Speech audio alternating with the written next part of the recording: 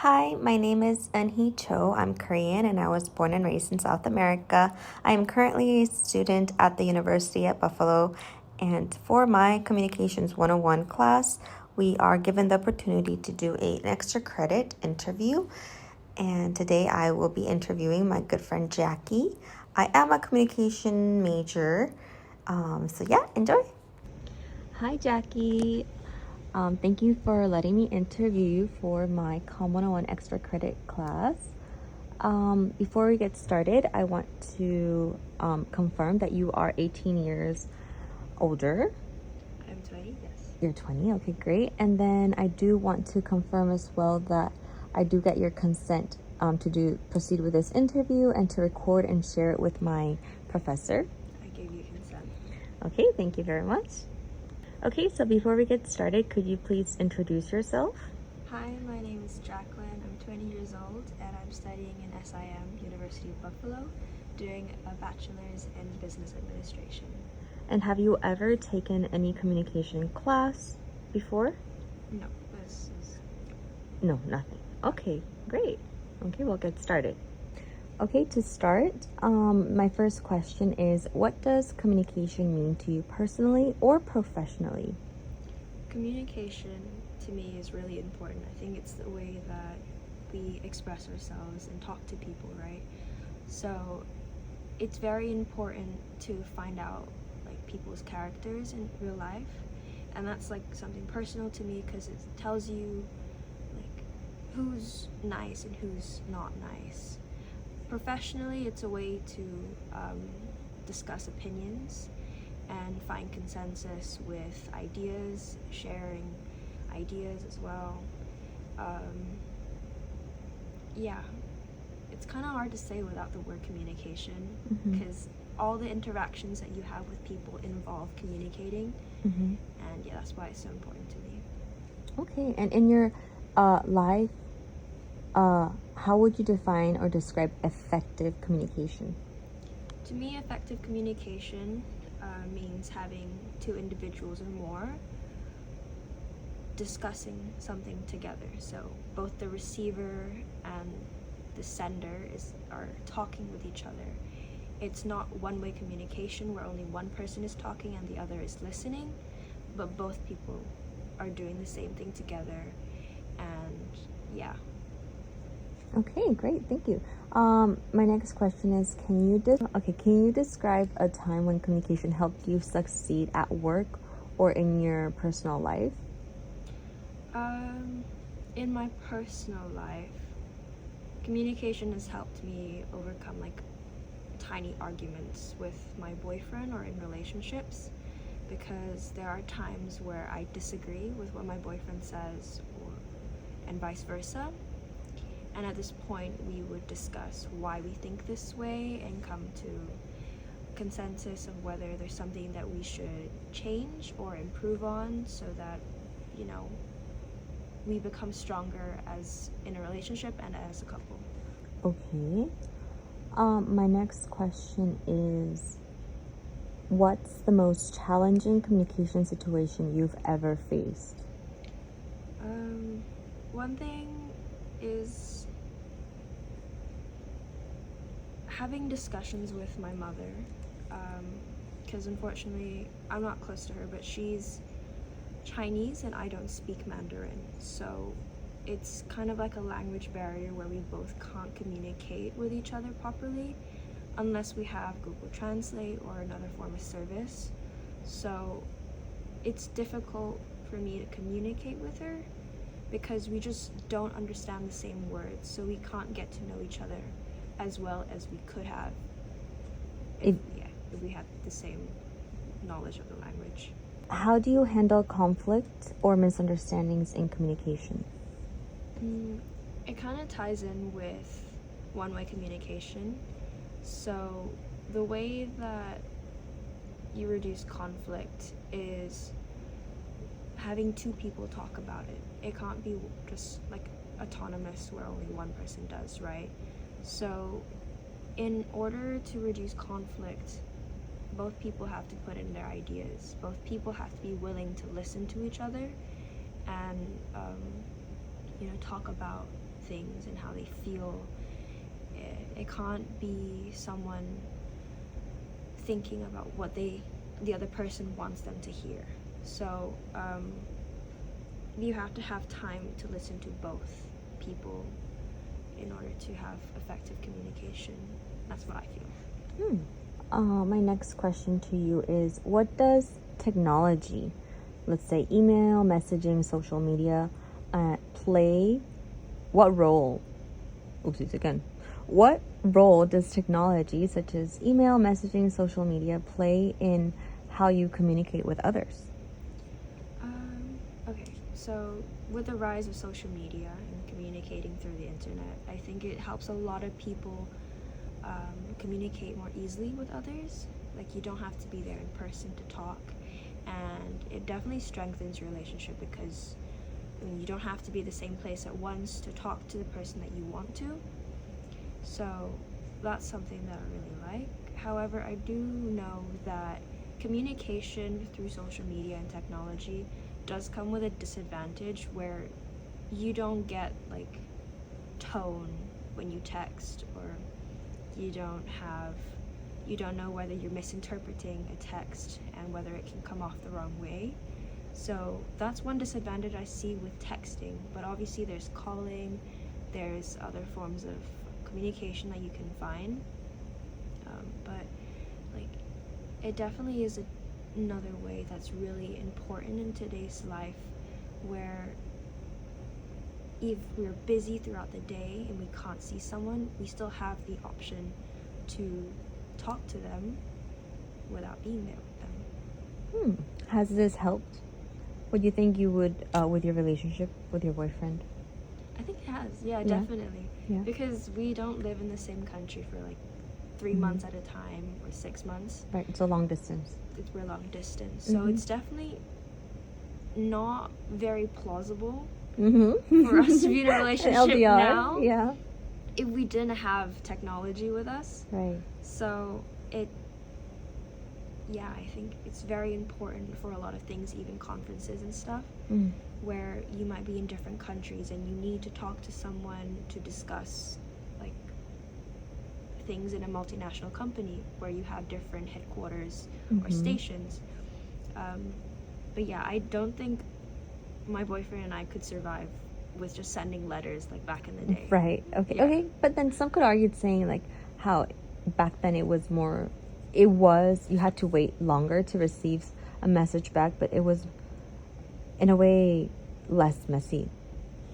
Things wouldn't get as lost in translation, because now we're able to communicate with each other so much back and forth like instantly, that what we say could get lost in translation. What we want to message, our message could get lost through the translations. Because like you said earlier, you mentioned how there's no tone, there's no like enunciations, and you can't really, unless you know how this person speaks, then you probably read the text on him, through with his little voice, like how he would pronounce things, how he would say things, I'd know he would say this as well. like with all his quirks and like in your mind, right? Yeah. So I mean, if you have prior knowledge to that, I think it's easier, right? But if you don't, then it's like, how do you go about it? One other thing that helps in my relationship to reduce conflict is if through text we find that there's something going on or we're not being truthful, we'd call them. Or we call each other so that we can talk it out face to face. Maybe not in person, but face to face. Where we're video calling, we can see each other's expressions, we can hear each other's voices, and it's a different vibe than through what you're texting. So we make it a thing where every night we call each other, whether it's just for 5 to 10 minutes, where we just talk about what's been going on and how we feel, and like it's like a reassurance in a way. Yeah. You mentioned how you want to see each other. So do you think that communication goes beyond just language and verbally speaking? Do you think there's more to it? Could we communicate with just facial expressions, or with like a smile, or the way we might roll our eyes? Could we think of all of these things as communication? Yeah. Would you say you could communicate while not even speaking or yapping a single word? Would you? Maybe not as well as if you were talking. Mm-hmm. But it definitely does communicate a message. There you go. Yeah. So things like yeah. emotions. If you're crying, obviously you're sad. Right. If you're smiling, you're happy, or you're happy in the moment. Mm-hmm. Anger, when you have furrowed eyebrows. Mm-hmm. It's not as clear cut as if you were to say things, Mm-hmm. but it's definitely a way that the other person can interpret your words, or Mm-hmm. like interpret your facial expressions Mm-hmm. and like your emotions, like how you look, like how you're feeling, Mm-hmm. and stuff. Do you have any like cute or quirky cues that tell you whether your boyfriend is like sad or mad or happy? Like, does he do something that is not verbal? Like, you can see like through a video call, like, oh, he's doing this, he must be tired, or he's doing this, he must be hungry, or something, like, you know, something. Yeah. More so to me, he finds that when I go silent, Mm-hmm. there's something that I'm not happy with. Okay, so silence speaks very loud to him when Yeah. it comes from you. Okay. Silence, or if I look distracted, I'm doing something and I'm not like present in the call, or he can't see me and I'm just like doing something else, Mm-hmm. he can tell that I'm kind of like distracting myself from the conversation that we're having there. Mm-hmm. But if it comes to me and to him, Mm. I know when he's tired when he closes his eyes for a long time, or if I can hear him snoring, or if I see he has his like head down or something. Uh-huh. I can tell that he needs sleep or he needs something else. Okay. Um, All right. yeah. How do you think communication differs across generations or cultures?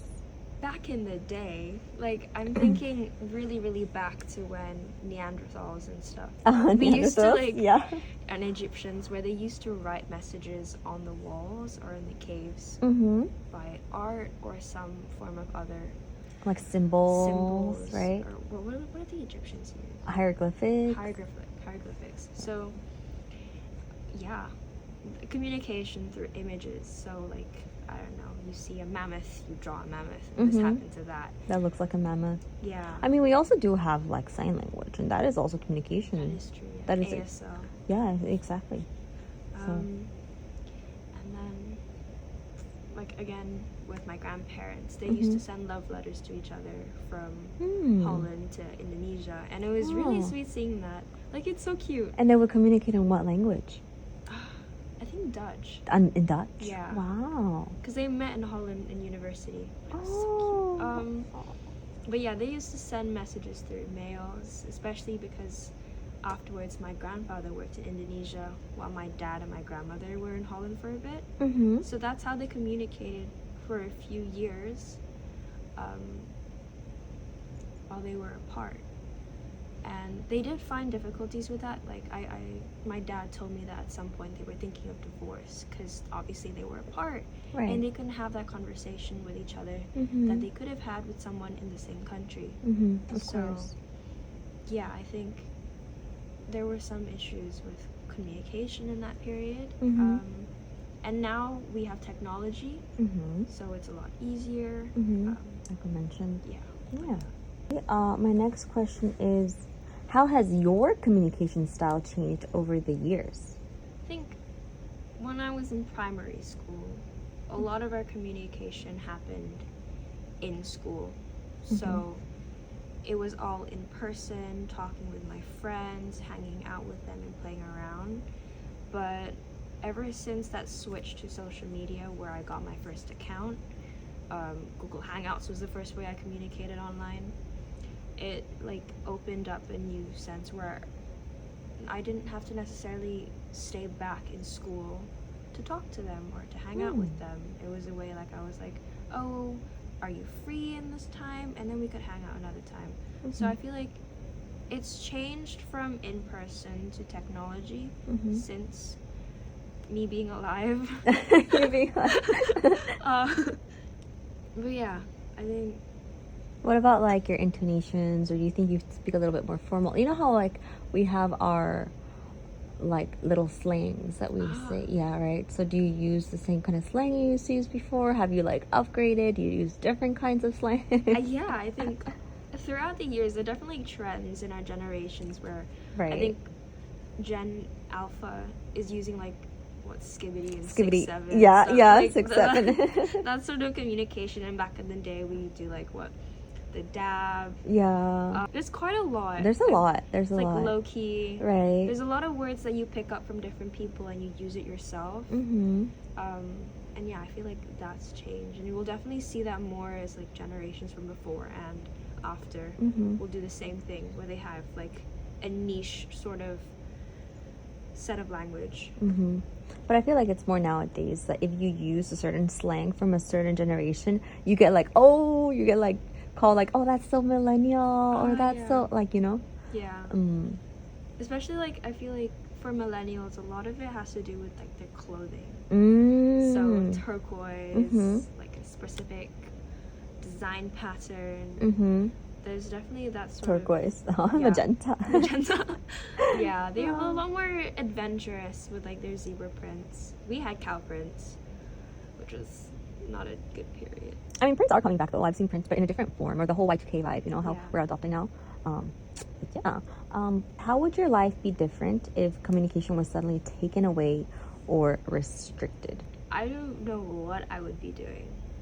Because if that was taken away from me, I feel like there wouldn't be anyone on earth. Like, it would be...